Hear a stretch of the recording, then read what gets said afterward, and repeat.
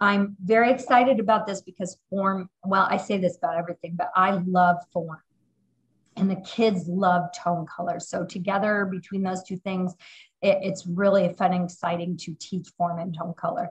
So this is the last one that I present, and then I would consider their composition to be complete once they put form and tone color into their Hyperscore composition. So form is how music is organized or put together. And we wanted them to know some of those vocabulary words like phrase, section, intro, bridge, and coda.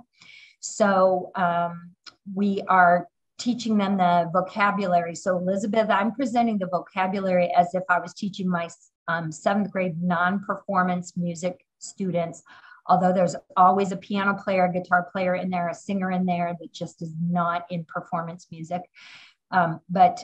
So I would present phrase as a musical idea, and I use little kids songs to make it easy because I think they're familiar. So a phrase would be hot cross buns, that's a phrase. Or Mary had a little lamb is a phrase. Or twinkle, twinkle, little star. So just giving them the idea of what a phrase is. And then when you combine phrases together, you make sections. And that's when you're starting to build your form, is when you have sections. So we're going to go and look specifically at this song. Can anybody name this famous song just by looking at the visuals? Twinkle, twinkle, little star. It's definitely Twinkle, and kids pick up on that right away.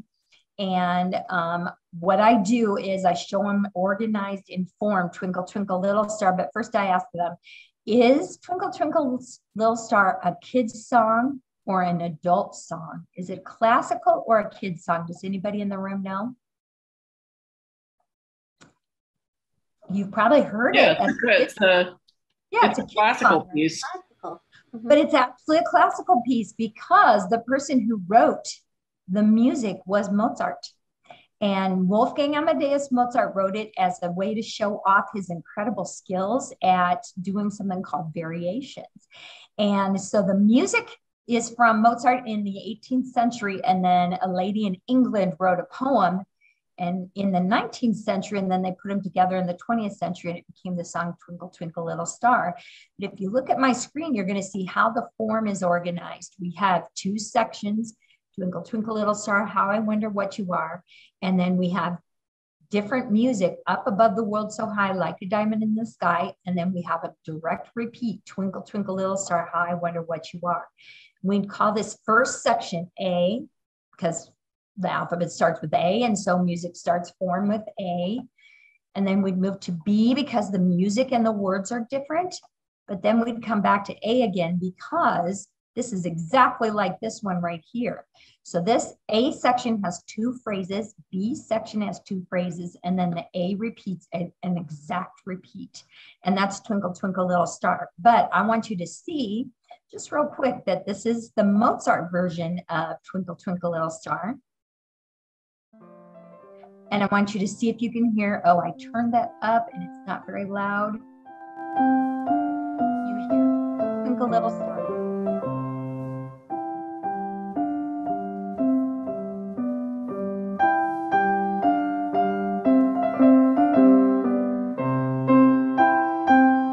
So then I'd let that first statement in. And we're going to come back to that in just a little bit. And I'm going to move on. But I get them to recognize that Twinkle, Twinkle, Little Star has form. And what that form is, we'll talk about in just a minute. But first, the music that they listen to is binary. Okay, so binary has 2 sections, A and B. And I might ask if they have ever heard of chorus or refrain or verse. Like one part tells the story and then one part of it repeats over and over again. And Lisa, I bet when you're writing your operas, you deal with some repetition of phrases and choruses, refrain. Absolutely. Okay. And so this is a great way to reinforce that that has a name. It's called binary form. And my perfect example of it is kids still know Shrek very well. And this piece starts immediately. There's no introduction. So it starts immediately with the A. And A, because it's first in the alphabet, is going to be what we call the first section.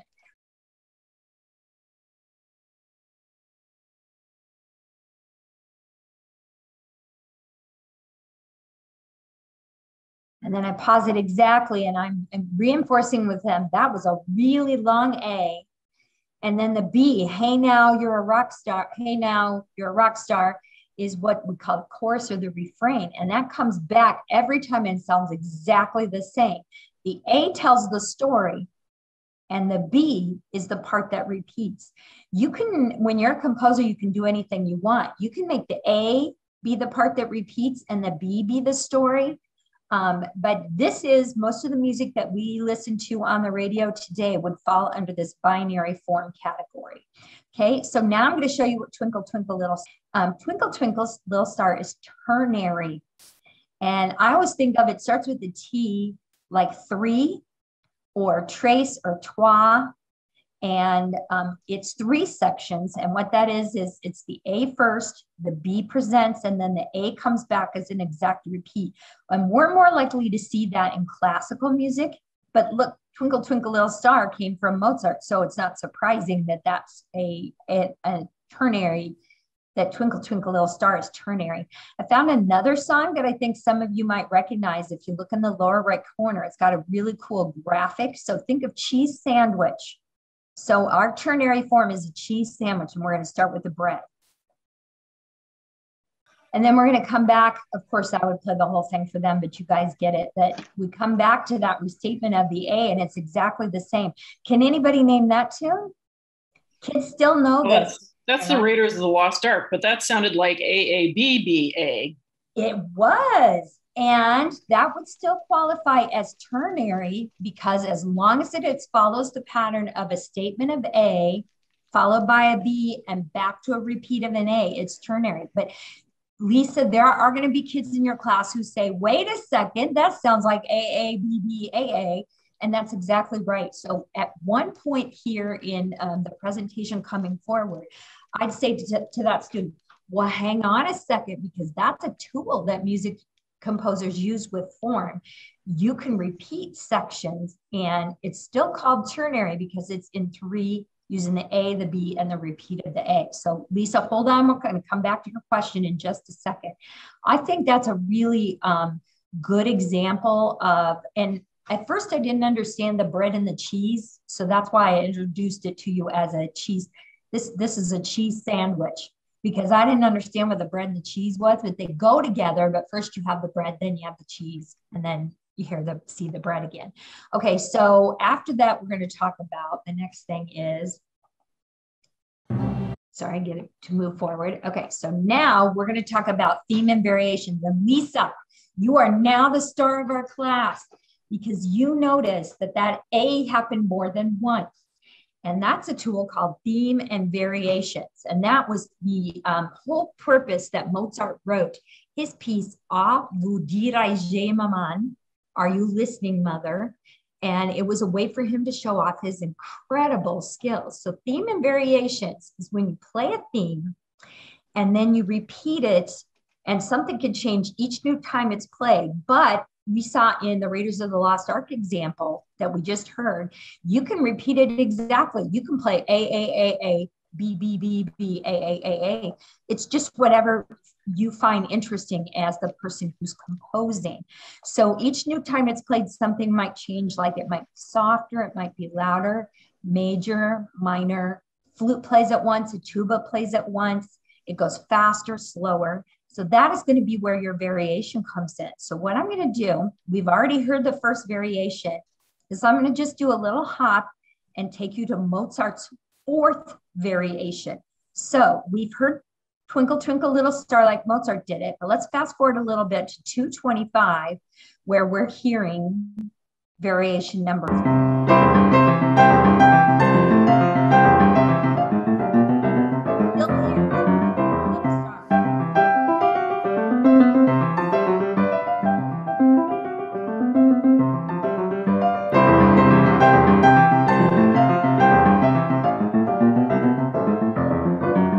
And now I'm going to fast forward to number 8. And I was a piano major at the University of Iowa, but I can only play up to number 7. It gets too hard for me after that. Okay, variation 8 is in minor.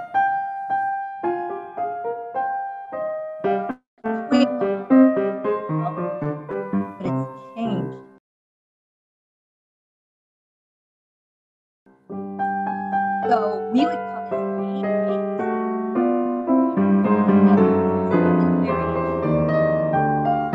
Okay, and then I'm going to fast forward to the ending because this is blow your mind when you get to the ending. Okay, this is where Mozart's saying, dude, I can rock this piano. Okay, here's number 12.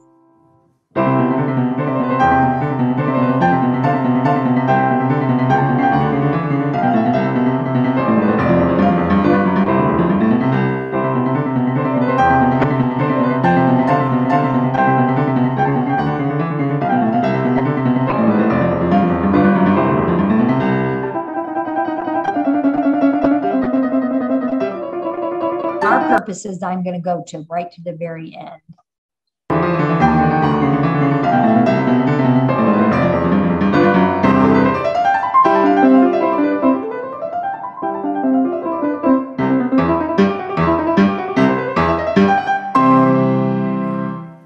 Ta-da! Okay, so that we see that Twinkle Twinkle Little Star is actually a very complicated piece because it uses the tools of theme and variation. And that's something we're going to work on today when we're writing our pieces is we're going to put in the melody that you wrote when I told you to start on the middle line and do hot cross buns and then make your own. That's going to be your theme. And then we're going to change that and turn it into a variation by copying the harmony. And I remember, do you guys remember in class the other day that Lisa remembered or discovered how to copy? And we're going to show you all today how to copy and move that forward in your sketch window. Okay, so the harmony, we can have, theme and variations. We can have A1, A2, A3. You can have A3000 if you want to, or you can do where you repeat the A and change it once and then start your B section and change it once. And I have an example of that I'm going to show you in just a little bit, and we're going to practice form. Okay, so a couple of the other tools that you have to use are things like an introduction. It prepares the way into the music. When we heard Shrek, the second the song started, he was singing, "Somebody once told me." There was no introduction in that song. Most songs have an introduction, so that was an unusual thing. I'm going to play you a country song by Lone Star, where the introduction begins the piece, and then we hear the singer. So raise your hand when you hear the singer start and the introduction is then over. Here we go.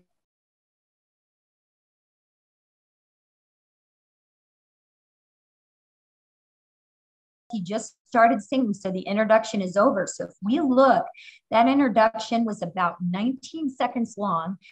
There are introductions that are 3 seconds long. There's a piece of music called Stairway to Heaven where the introduction is like almost the first minute of the song, but the song is 9 minutes long, 9 minutes and 45 seconds long. So you can make your introduction as long as you want to, but it is usually typically short when we use that tool. Okay, so let's look at our next tool. Our next tool is going to be a bridge. And I picked this picture of a visual of a bridge because that's exactly what the bridge symbol looks like when you're writing out form. You would make this like sideways C, take your C and turn it sideways. And that's what the bridge symbol looks like. A bridge is a connection between two sections of music. So we're going to have our A and B, and we're going to have another A and B, but between them, we want to put a little stuff like, okay, the singer needs a drink of water. So what we're going to do is put in a bridge. Okay, so what I'm going to do is I'm going to play for you the bridge in I'm Already There by Lone Star. And it starts at 1:27. So I'm going to fast forward here.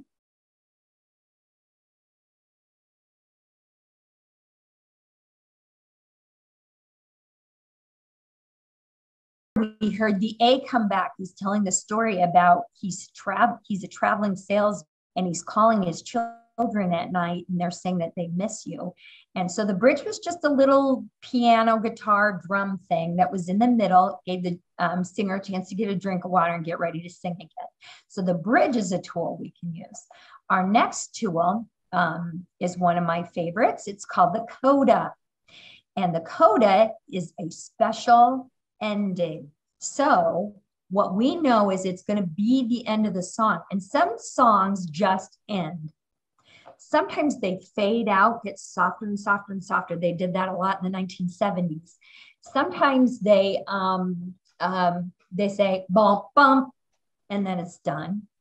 Or there's many, many things you can do. This is the special ending. I know it's not just stopping when I hear this. So we're going to fast forward to 3 minutes and 28 seconds.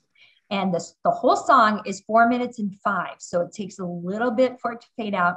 You're going to hear a little bit of the section B where he's saying, I'm already there. And then we're going to hear the coda.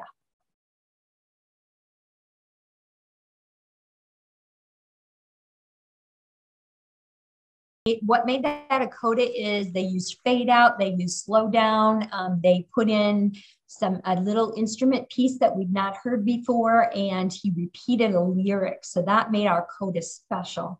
And you can decide what makes your coda special. It doesn't have to do exactly like Lone Star did. You're the composer, you get to pick. All right, so now let's look at a roadmap. I'm going to have you practice with the song All Star because I think it's just such a great example of form.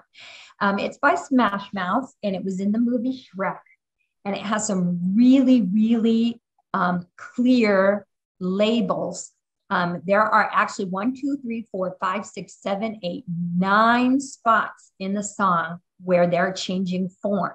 And so what I'm going to want you to do is I'm going to want you to take out a piece of paper or just in your head, try to decide what it is that you're hearing. And I'm going to stop the song and I want you to think, what should come next? If I was Smash Mouth, what would I put in the song?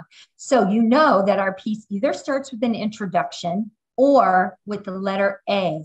And Smash Mouth does not have an introduction. So our first thing is going to be an A. Here we go.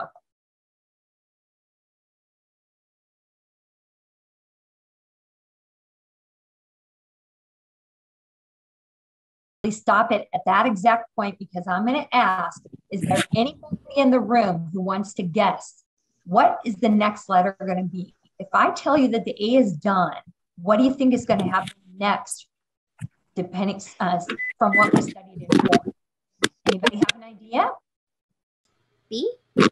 Letter B, you think it's going to be B? If it's going to be B, it's going to sound completely different from what we just heard.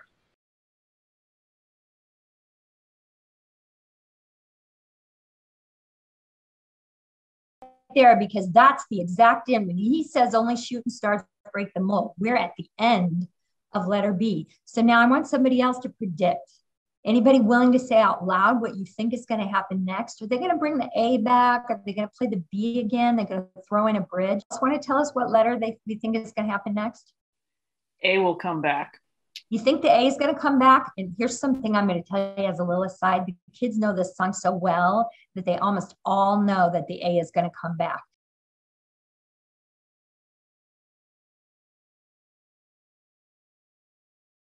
Okay, I stopped that. That wasn't a long A because this is going to change. So what do you think is going to be number 4?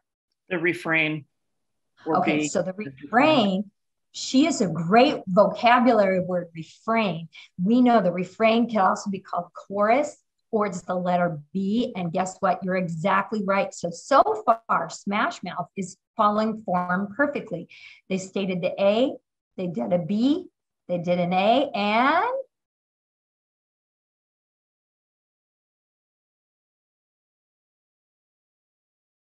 I'm going to pause it and I'm going to ask you all, if you were Smash Mouth, at this time, are you going to bring the A back or are you going to shake things up a little bit?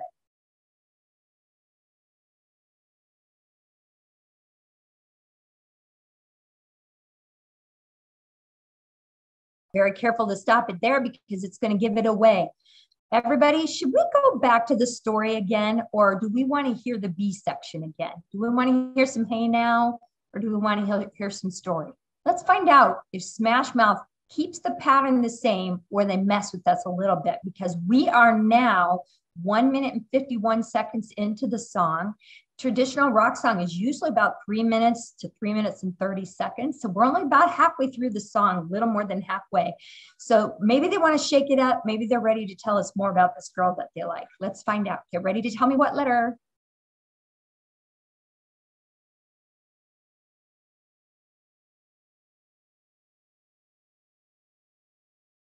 I'm going to stop there because they don't finish this one. They jump right into something new at number 7. They don't say only shooting stars break the mold.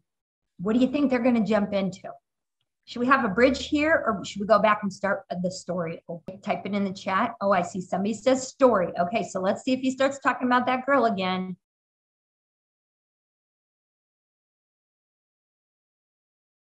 I bet you all know, you're dying to say it. What's going to come next? What's the next word we're all going to hear? Oh, I see a B from Lisa. I think we could all say, hey, and we got the right answer. Ready?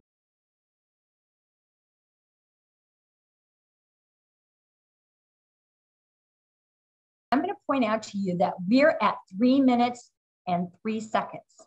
Okay, so this whole song lasts 3 minutes and 15 seconds. So we're really close to the end. Does anybody remember the name of the word for a special ending that we can put in number 9? Does anybody remember that word? Oh, I see somebody just typed it in the chat and it says coda. And oh, I'm also getting some sign language from somebody, C-O-D-A. You are exactly right. We are going to hear ourselves a coda. Now, what I want you to make sure to listen for is he brings some a B and some a A, and then he does some new stuff to tie it all together to make it special for an ending.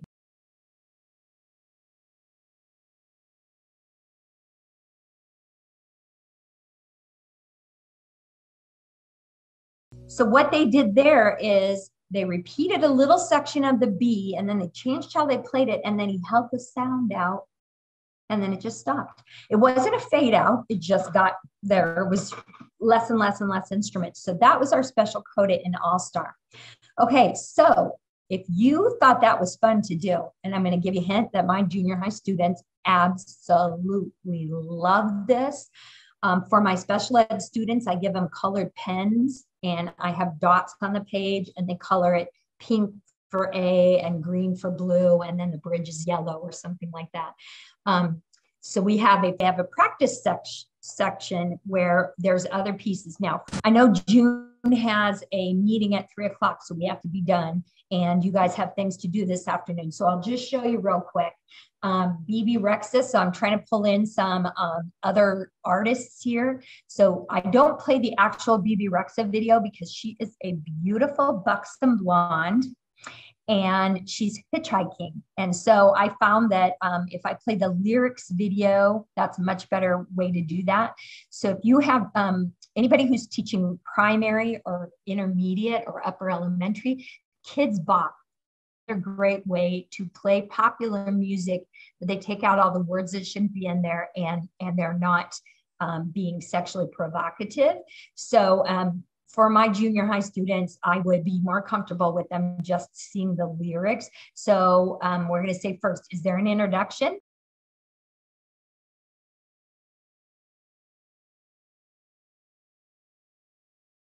That they follow the same pattern as Smash Mouth. They start with an intro, then they do A, B, and then they do a bridge and they do the B. It's the exact same thing as Smash Mouth. It just has the the introduction in it this time. Okay, Stars and Stripes Forever. You got an advanced class that has been studying form for a long time. Here's theme and variations where we're going to hear it and then they're going to do a little something to change it. I'll just play just.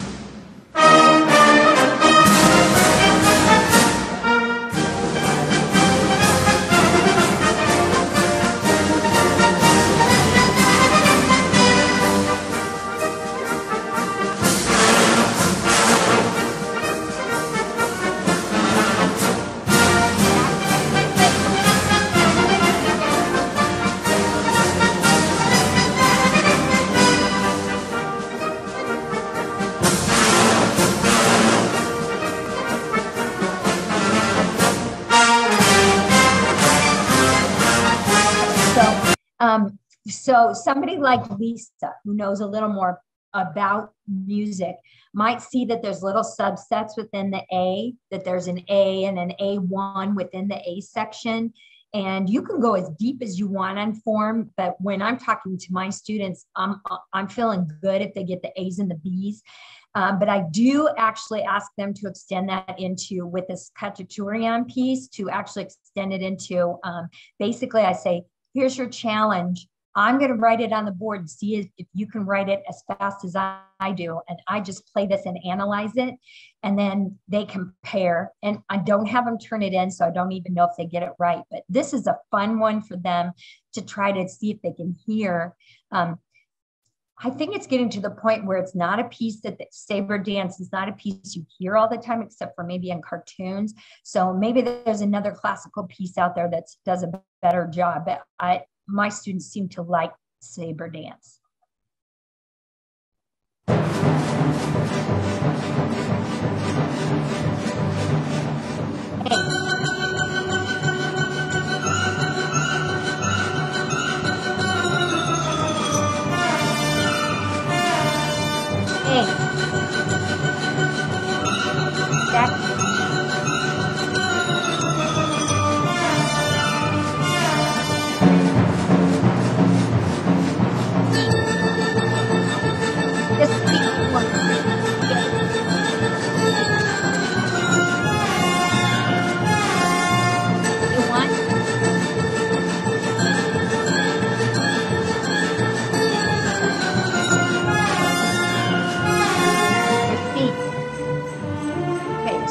Go on, that piece has D's in it, and it has it towards the end, it has an A2 and an A3.